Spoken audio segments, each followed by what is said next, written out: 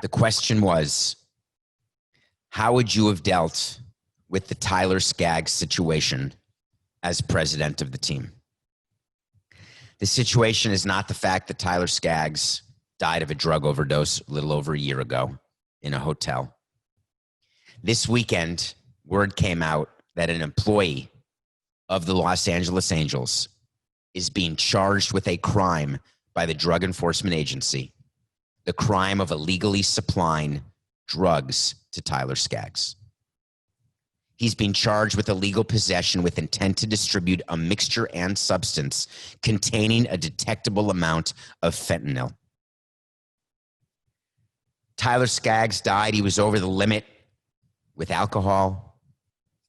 He had many drugs in his system, Oxycontin and fentanyl. There was an investigation done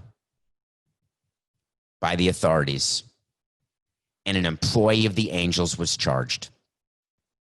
I'm going to mention his name, and this can't be his name. I must have gotten it wrong. I'm having in my mind that his name is Eric K. If that's right, Coca, let me know, please. Okay.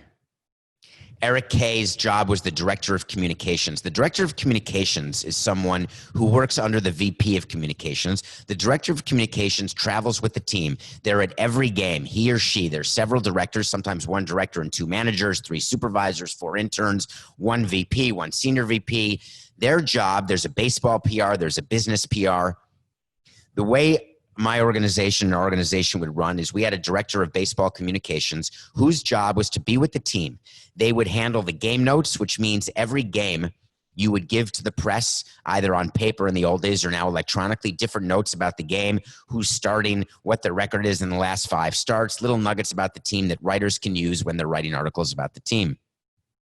Their job is also to arrange interviews between the media and the players. These Zoom interviews, or before the time of Zoom, regular interviews when media wanted to talk.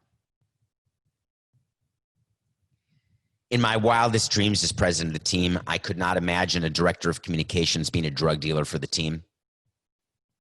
There's so many ways for these players to get drugs. We as a team would never give Oxycontin, ever. We would give a few Vicodin after a surgery, 2, 3. Never would we give fentanyl. Fentanyl is like heroin. Tyler Skaggs was not taking fentanyl to recover from an injury. The director of communications for the Los Angeles Angels was not distributing fentanyl because he wanted his player to get healthier, to feel better, and be ready to pitch.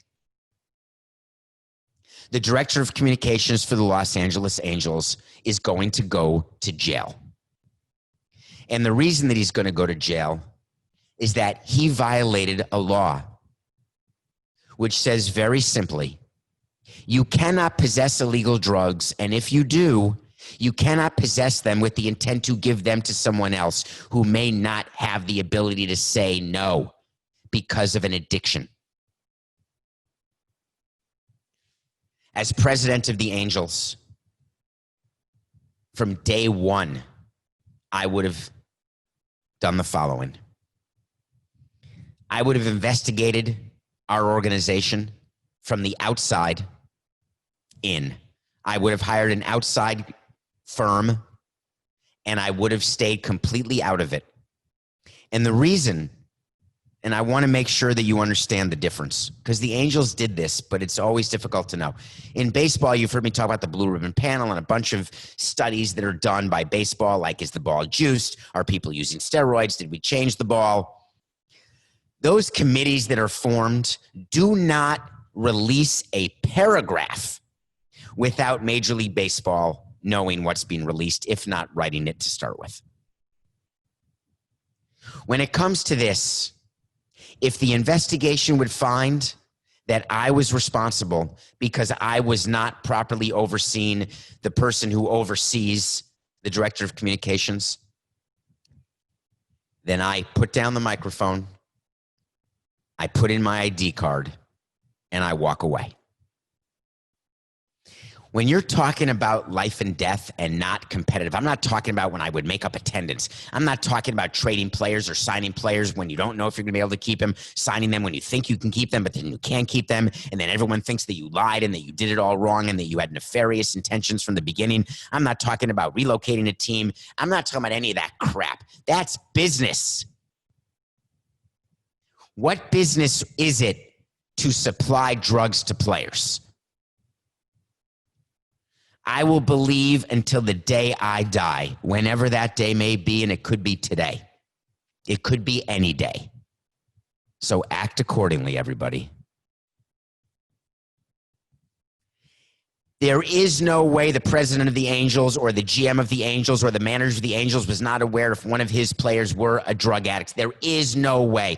I don't give one scintilla of a crap what anyone tells you. I'm around players all the time. I know when players are stoned. I know when they're drunk. I know when they're on coke. And if you are addicted to Oxycontin or you are addicted to fentanyl, believe me, if I didn't know, I should have, and I'm responsible. And I'm going to make sure that I've got a company who is going to go and find exactly what went wrong, and then I am going to take the blame, not the criminal blame, because I didn't distribute. Is there a chance that employees of mine could have distributed drugs to players? Absolutely. Does that mean I wouldn't know if a player's addicted to drugs? Of course I would. Does it mean that I know every time a player does coke one time and never again? Does it mean I know every time when a player gets stoned or takes a Vicodin or gets drunk and has to be brought home by his teammates and friends, or shows up late to the park because he's been up all night on a bender? Do I know that in advance? Not every time.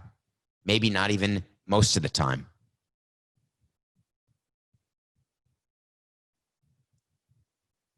The Los Angeles Angels decided it was in their best interest to release a statement. Their statement says that the Angels organization has fully cooperated with law enforcement and Major League Baseball. Additionally, we hired a former federal prosecutor to conduct an independent investigation. We learned that there was unacceptable behavior inconsistent with our code of conduct, and we took steps to address it. Our investigation also confirmed that no one in management was aware or informed of any employee providing opioids to any player, nor that Tyler was using opiates. Bullshit!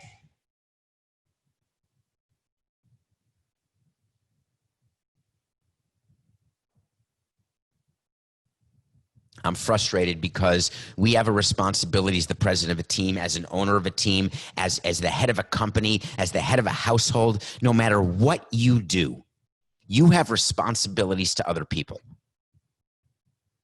There is no way, and I will say it as directly and absolutely as I possibly can. If you are in that clubhouse, whether you're the president, whether you're the manager, whether you're another teammate, and I'm not calling out one teammate, I won't do it. I'm not calling out the GM or the president or the manager. I won't do it. But I want one of them. And it's not me being a talking head, never having been in a clubhouse or only been in there with a notebook. I was in there for 18 years. I want one of my former Expos and Marlins player to go public right now that he was addicted to opioids and doing fentanyl. Just one. Show me that I'm wrong and that I absolutely am mistaken.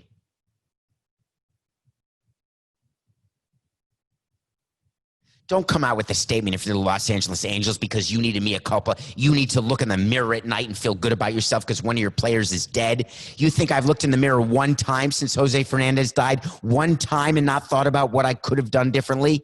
Every day. And that's not hyperbole.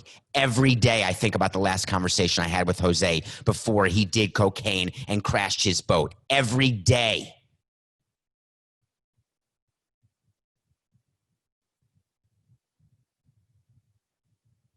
Think I came out with a statement after that happened saying, how would I would have no way of knowing. I'm investigating it, and whatever happened was unacceptable. But we had an investigation, and it proved that no one knew anything. That means it proves that you guys don't do your jobs right.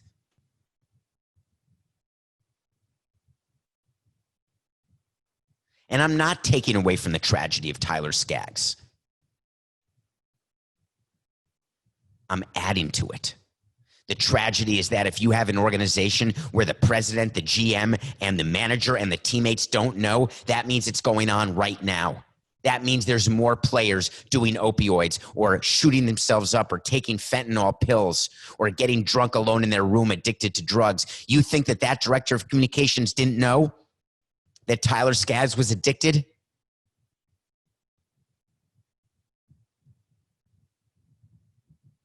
You ask me a question and I answer it.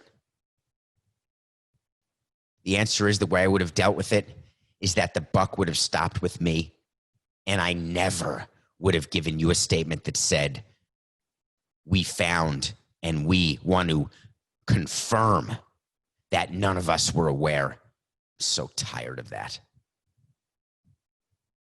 My heart goes out to his teammates, to his family, and to all of the other people who are dying because of opioid addiction. Because if you think COVID is causing death, why don't you go ahead and educate yourself about opioids just a little bit, or cocaine, or heroin, or crack?